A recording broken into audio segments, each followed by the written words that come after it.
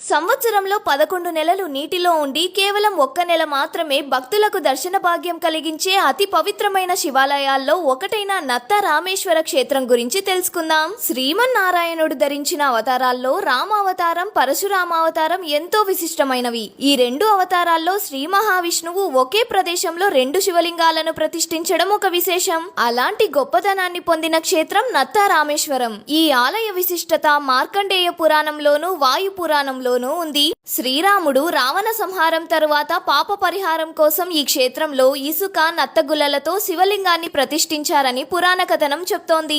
ఇదే ప్రదేశంలో పశ్చిమాభిముఖంగా మరో శివలింగం ఉంది. దీన్ని పరశురాముడు ప్రతిష్ఠగా పురాణాలు చెప్తున్నాయి. ఈ లింగం 11 నెలలు నీటిలోనే ఉండి కేవలం వైశాఖ మాసంలో మాత్రమే భక్తులు దర్శనం చేసుకునే వీలుంటుంది. ప్రస్తుతం వైశాఖ మాసం కావడంతో స్వామి భక్తులకు దర్శనమిస్తున్నారు. మీరు కూడా తప్పకుండా వెళ్లి స్వామిని దర్శించి ముక్తిని పొందండి. ఈ ఆలయం మన తణుకు పట్టణానికి 14 కిలోమీటర్ల దూరంలో ఉంది.